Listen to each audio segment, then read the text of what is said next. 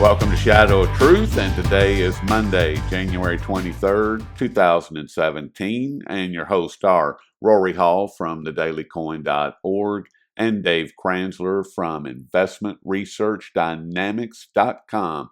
What's happening, Dave? Yeah, not a lot. I'm finally kind of getting back into the 5-day work week swing, so How's a that little working more out for energy you? this morning than normal Monday for the last month. How's that working out for you? It just means I'm working more. Oh, well, that's good. Well, I like work though, so I do too. All right, well, let's jump in and make something happen. that sounds good. Comment really quickly on the fact that, my thesis has been that, once all the hoopla over the election was done, the stock market would head south and the metals would head north. And that's what we're seeing here now for the last few days. Of course, a couple days does not a trend make. Right. But the other thing, it occurred to me, a lot of people still live on this dream that Obama was a really good president. And anytime you talk to them, because I've had this conversation with numerous Obama lovers, they go, oh, well, then you say, well, what exactly did he do that was good? Right. And they immediately go to Obamacare. And I'm like, well, what's good about Obamacare? Because everyone I know, their premiums went through the roof, and so did their deductibles, and their healthcare services went down. So their expense went up, and their access to healthcare went down. Yeah, but people with pre-existing conditions are covered now, and a lot of people who didn't have healthcare at all now have healthcare. And then you say, well, guess what? A lot of people who did have health insurance no longer have that health insurance because they can't afford it. Correct. I mean, all Obamacare did was move the deck chairs around the Titanic, and it basically transferred wealth from the middle class to the pharmaceuticals, big insurance, big hospital, and a little bit of wealth to the very bottom strata of society that didn't have health insurance. Right.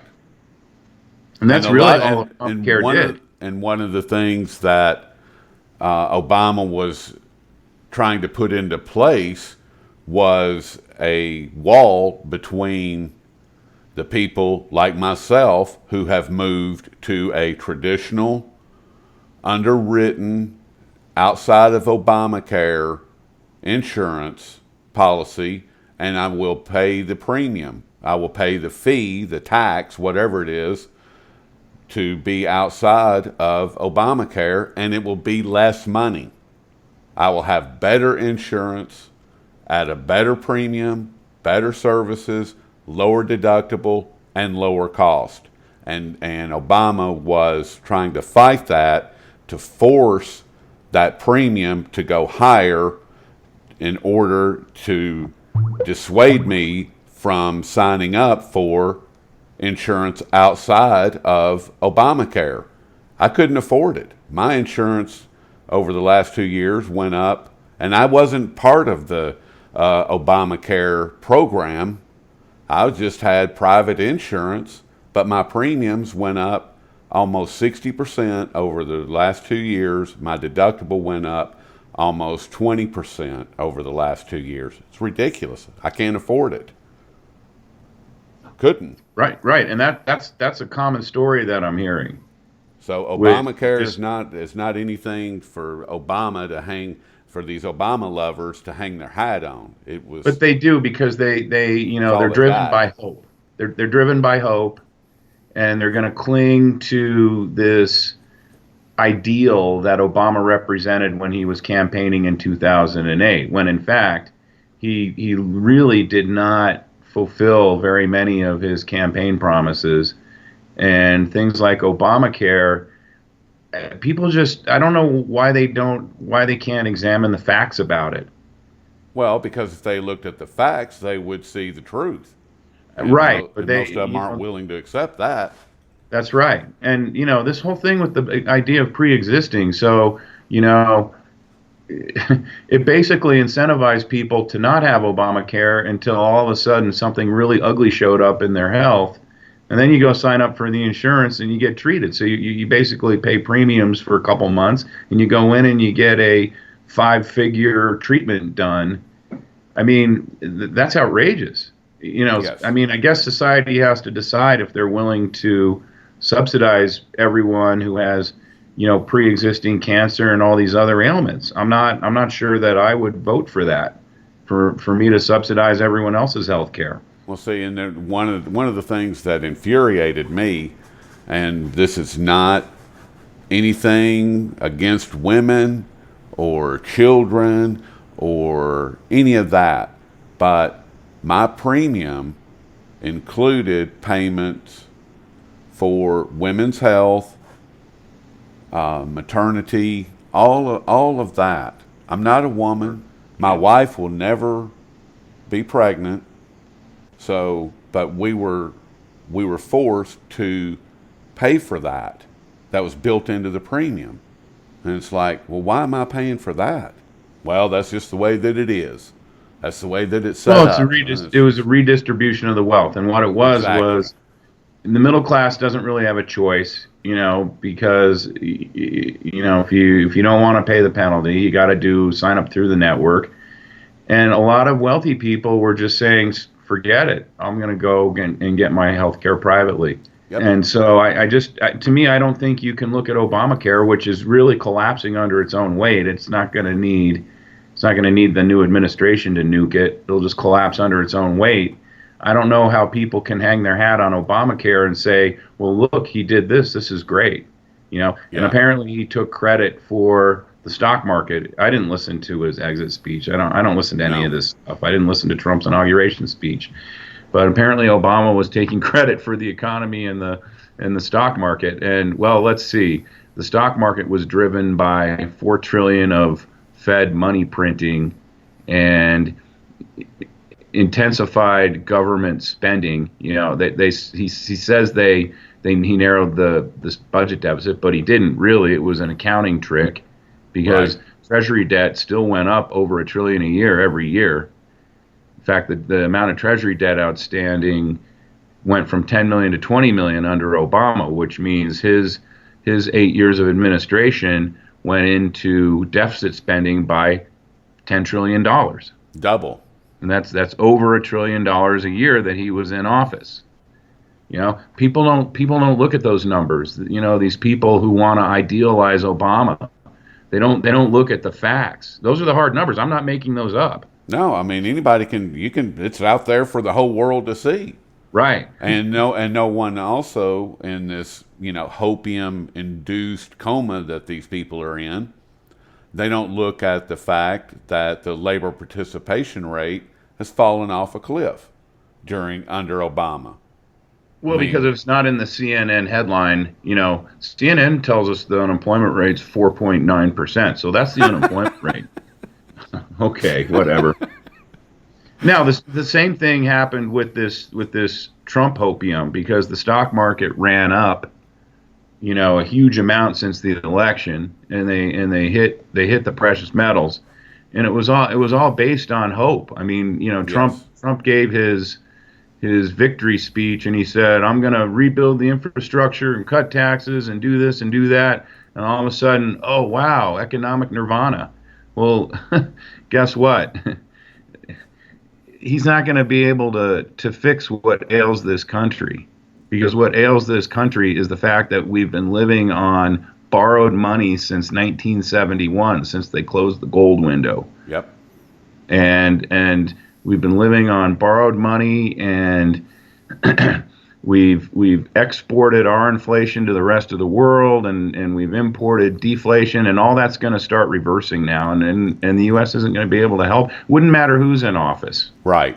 I mean the importation of inflation is already happening because China continually is dumping more and more treasuries all the time.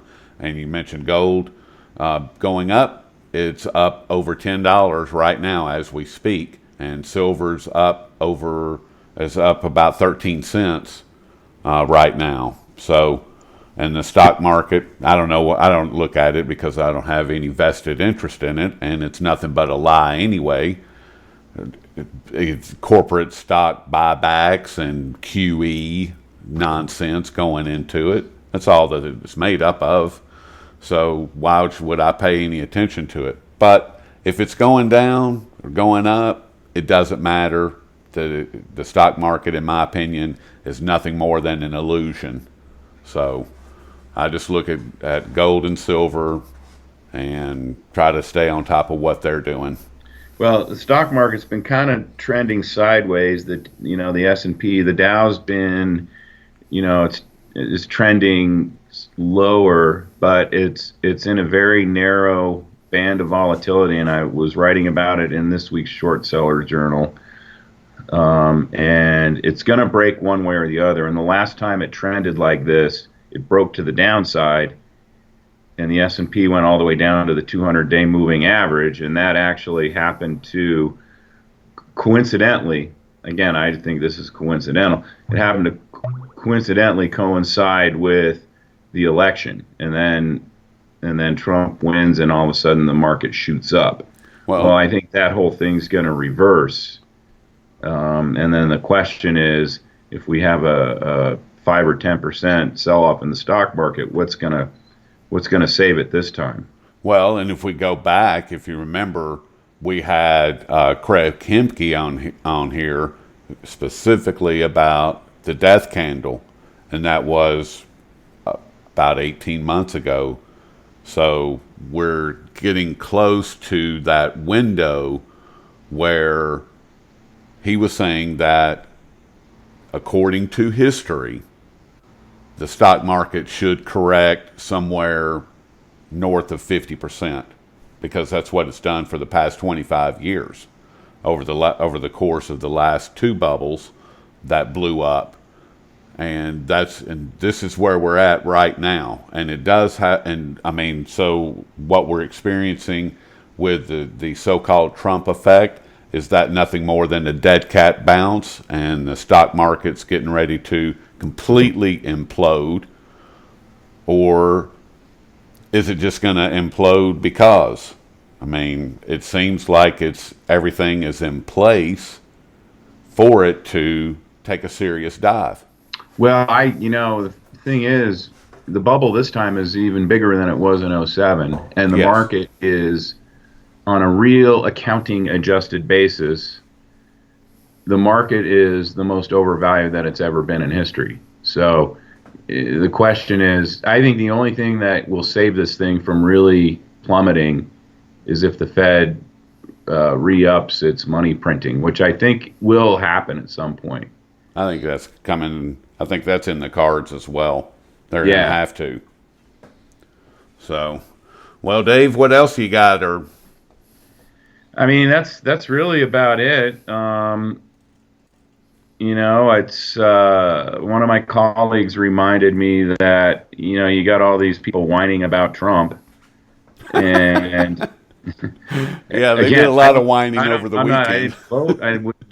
The only reason I wanted Trump was so that we didn't have Hillary. I don't know what Trump's going to do. No one knows. No one knows. You got all these people out here in hysterics, and my colleague reminded me that Obama, upon taking office, said, "Elections have consequences. We won, you lost, get over it." So I would just like to reiterate that statement to all the people who are pulling their hair out over the fact that Trump was elected. So if you keep pulling your hair out, you're going to end up with fake hair like him.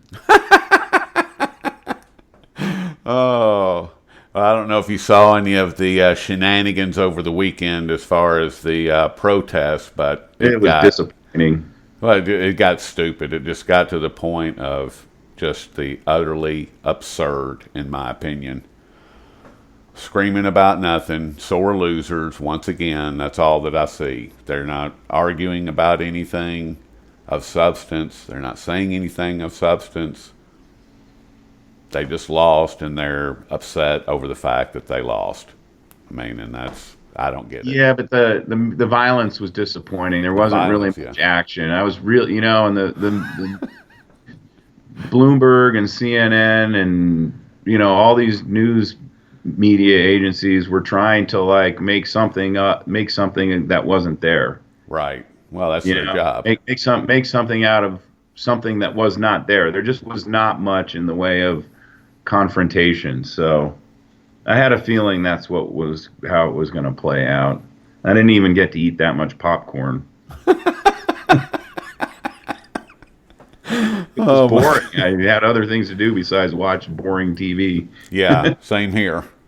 Well, all right, Dave. Well, I guess we'll pick it up on Thursday and take it from there. That sounds good. All right, buddy. Have a good one. You too.